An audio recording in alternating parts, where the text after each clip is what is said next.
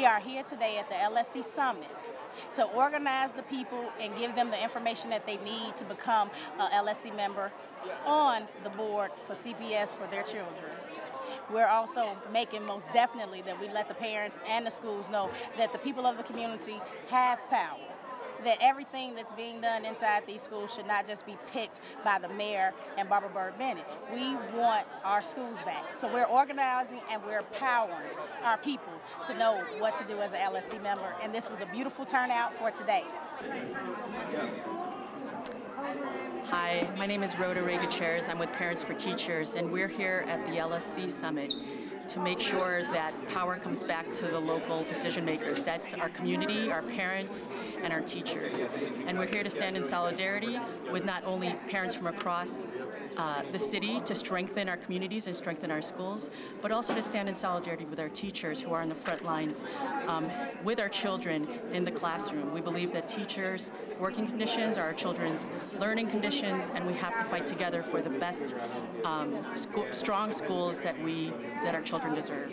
We want to thank everyone for coming out, taking time out of your busy Saturday morning, spending time with us to what we hope that everyone will seriously consider running for your local school council, serving on your local school council, winning your LSC election, and making a difference for our children. This LSC Summit is geared to address individuals who are running for local school councils and individuals who need information on how to win. And it's a call, a Macedonian call to duty to stand up for our children, stand up for our future in light of massive historical cuts that have taken place last year. More schools closed in Chicago than ever before in U.S. history. What students need is fewer tests and more access to arts, language, and a broad, rich curriculum. Students need meaningful and educationally appropriate assessments, not more standardized tests. These kinds of tests have an especially harmful effect on low-income students, children of color, English language learners, and special education students.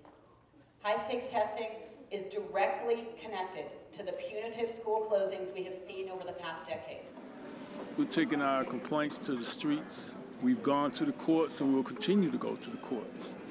We're building a platform for the people of what democracy looks like on the ground.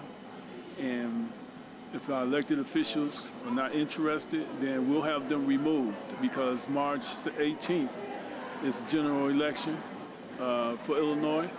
And we have many on notice that unless they are in accordance with state law and uphold the laws that regulate local school councils, of which the Chicago Public Schools does not regulate local school councils.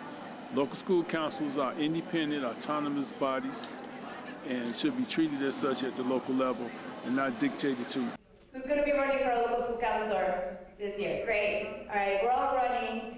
And right now what we're asking for is we want to strengthen those local school councils, right? So many powers have been taken away from us, and what we want, some of the very few things that we want, is we want an independent training commission that will train our local school councils. Right now it's run by CPS. We're asking for an independent commission where all of you, your community organizations can be part of. So we're expounding the gospel of the local school council so that individuals will be interested in serving, they'll be interested in making a difference, they'll be interested in putting resources into the school, finding resources. The Chicago Public Schools have a $5.5 billion budget. And I have a problem with anyone from David Vitale on down telling me that they're broke. We just left New Orleans, and we're in New Orleans for 4 days. As you're driving down the street, what now, 8 years after Katrina? You know, you still see porches with no house. But as soon as you cross over to Bernard Parish, massive commercial development, massive. You felt like you were in Oak Brook.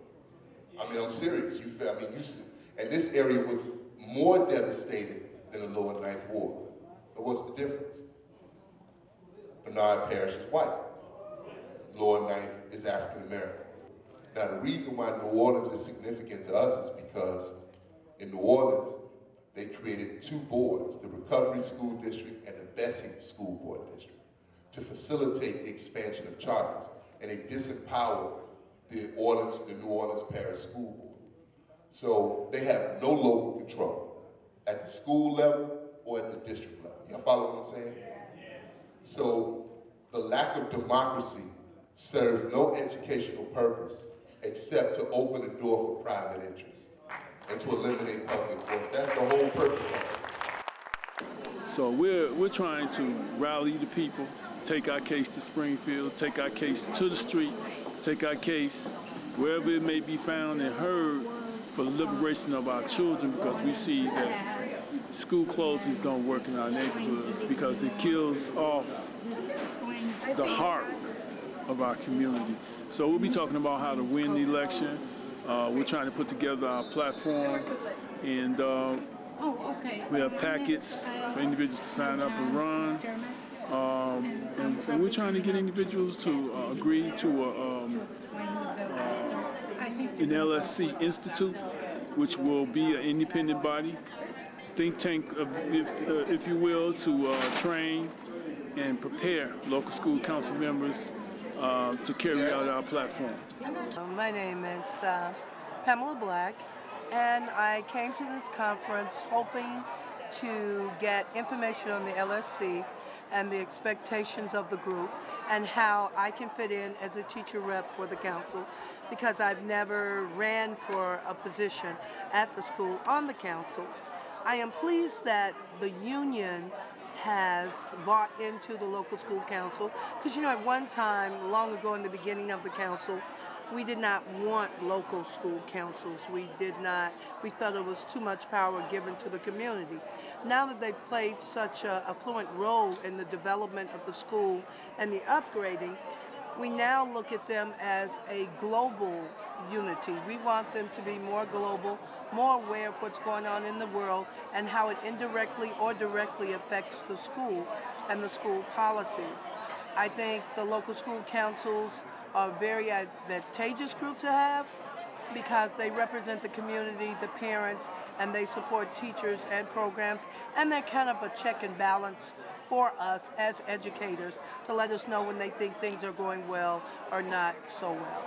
Today's conference included workshops for different areas that local school council members who are potentially running or are going to eventually get elected can learn a little bit more about the potential of their roles and how to maximize their leadership in the local school council to be able to be advocates around education and the larger issues that are affecting Chicago public schools.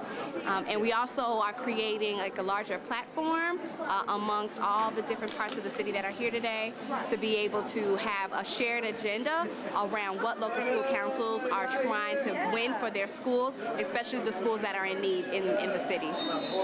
On these 5 points, if I could please get people to stand up if you are in agreement with all 5 points, and we will take a quick count.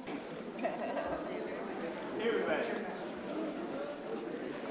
are some people sitting, but they're raising their hands, so I'm going to count them as standing. The vote is unanimous. Yeah.